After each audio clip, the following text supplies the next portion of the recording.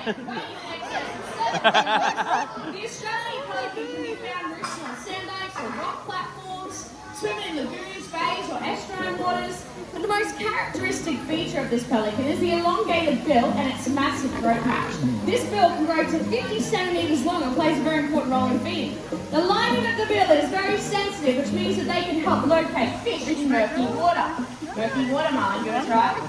There's also a hook at the end of the upper mandible for gripping onto slippery food items. So pelicans plunge that bill into the water using that pouch as a net. Once a fish is caught, it will draw that pouch into its breast to empty out the water content, and then it allows it to maneuver the fish into a swallowing position.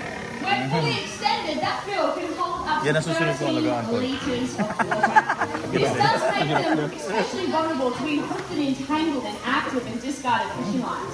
It only takes one careless action to cause such harm, and one positive action to prevent it. Like picking up your rubbish and taking it with you next time you're down at the beach. Why wouldn't you want to protect marlin?